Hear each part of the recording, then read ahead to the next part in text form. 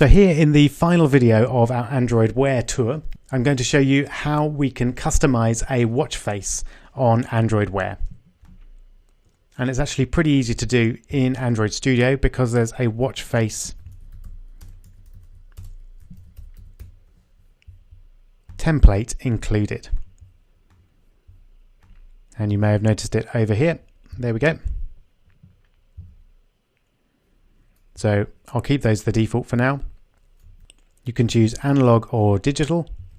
Probably digital is easier to work with initially to customize, so we'll start with digital. And all I'm going to do here is just run you through the code and show you how you might want to change a few things depending on how you want your watch face to work.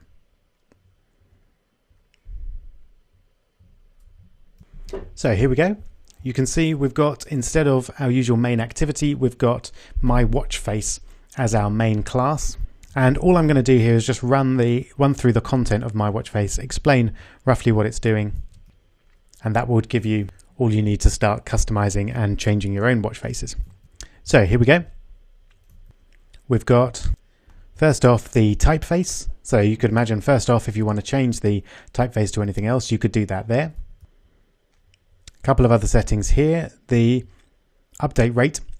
So unsurprisingly, the update rate here is every second, which is probably about right. But if you wanted, say, a stopwatch kind of a watch, you might want to do that every 10th of a second or something else. And here we've got a message ID, which is a number that is passed to our various updating methods when the time is updated. Then we've just got a few lines of code to create the new engine to update the time. This then gets the time zone, which is passed to the app via the broadcast receiver, and then sets M-time appropriately. This sets M-register time zone receiver to initially false to be created later. And then we've got a couple of paint variables. Paints allow us to create 2D graphics. So you could just have a simple single color there, or you could create patterns and store them in these paint variables. But one for the background and one for the text. The M-ambient boolean tells us whether we're in ambient mode, which is generally fainter and less battery intensive than full interactive mode. We've got the actual time variable, which is actually now deprecated but still in use here. The updated version is actually, it doesn't say there, but it's Gregorian calendar. If you want to keep your watch up to date, you should upgrade that. Use Gregorian calendar instead of time. And then those are the offsets for X and Y for our actual watch display. Almost there. This final one, as you can see there, is the special setting if the display supports fewer bits for each color in ambient mode. So if it's true, anti-aliasing will be disabled. All right. So now we've got our familiar onCreate method. So this essentially creates the watch face. So we've got watch face style builder, and then we've got our usual sets of options. So we've got card peak mode, so essentially what notifications are going to be allowed, and the default there is peak mode variable, which I believe only shows important notifications, but you could change that if you wanted. We've got set the background visibility, and you can play with that to see what the various modes are. Show system UI time, so there's a system clock on the screen most of the time. You probably wouldn't want that to be displayed on your clock as well. So that's usually set to false. And then we build it. Then we get some resources for the watch face, which we're not really going to be using here. And we set the Y offset to 90 pixels. We create a new paint for the background, which is just a single color, whatever the digital background by default is. And similarly for the text, a single color, which is whatever the digital text color is. And then we've got our time is created there as well. Now we've got some default methods. So on destroy, this happens when the watch face is closed by the user. So it just removes the messages. So just to clear the cache essentially is what's going on there. We've got a method for creating the text paint, which sets the typeface and the anti-alias if we're using it, as well as the color. All right, moving on. We've got on visibility changed here, which is called when the watch face becomes visible or when it ceases to be visible.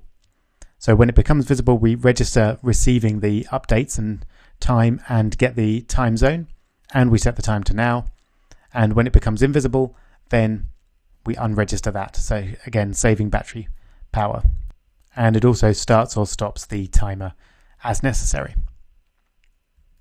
This method just registers the receiver to get the user's time zone, and this unregisters the receiver for it. Again, we don't want to be listening for a time zone change if we're not active. This method here is another way to get whether the screen is round or square, and it's on apply window asset insets. We can actually use this anywhere, and in this method you can use the boolean isRound, which you get from insets.isRound, and that will return true if it's round, or false if it's not. So this allows you to set the X offset dependent on the screen shape, and also the screen size as well, using getDimensions. Okay, almost there. OnPropertiesChanged is called when we go in or go out of ambient mode, and this just updates mlow bit ambient to keep track of that, so it knows where we are with regards to ambient mode. The on-time tick is called every minute in ambient mode to update the watch face, and the default here is just invalidate, which invalidates the canvas, causing the watch face to be updated in ambient mode. Here we've got a fairly straightforward on ambient mode changed.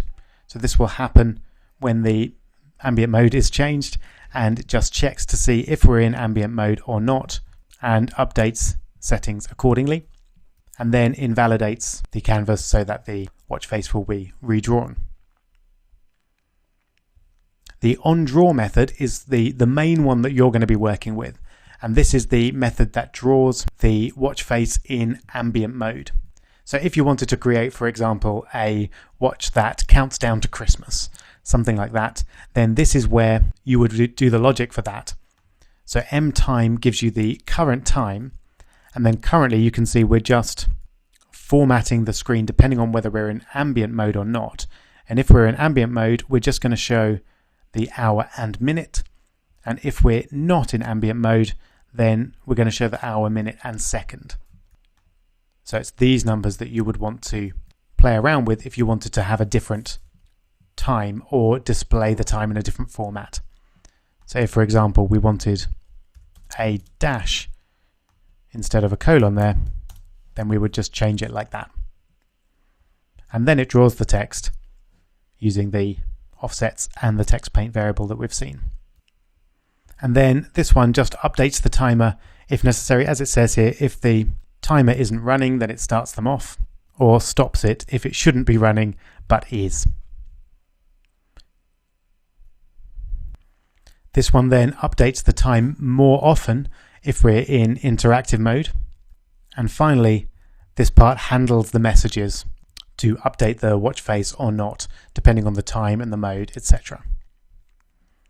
So there's a lot of stuff that you probably won't need to mess around with there. The main thing, if you are interested in watch faces, that I would start off looking at is this onDraw method, and just take a look at what editing that does. But you might also want to play around with layouts and images and that kind of thing. If you actually want to sell or distribute a watch face, then it's usually styles that people are particularly interested in. So that's probably what you're going to want to play with most. So let's just very quickly see how we initialize this watch face, because it's not just the same as running an app. Once you've run the app on your device, you need to select it as a live watch face. So first off, just something to notice is in the Android manifest, we've got a label, My Digital, and that is the name that appears on the list of watches. So if you wanted to make that something custom, you could do that down here in strings.xml. So it's currently My Digital. If you wanted to change it to Rob's watch face or something like that, then you would do that there. So here we go. To get our watch face up, we need to go back to the main home screen and then long press, and then you can jump through. I think we've actually got a couple of My Digitals there. from my testing earlier. So let's just select one of those. And there you go. That's the one that we had before. So you can see we've now got the dash instead of the colon where I changed it there. So there you go. That's the basics of how to edit a watch face. And that takes us to the end of our tour of Android Wear. I hope you've enjoyed it, and I'll just redirect you back to the Android documentation, which is a great place to go. It's got instructions on creating watch faces, sending and syncing data, so all of the stuff that we've talked about, but in a bit more detail and showing you some of the features that I haven't included here. So I hope your brain is whizzing with brilliant ideas for wearable apps. As always, don't be afraid, don't worry about it, just put something together, test it, see if people like it. Best of luck.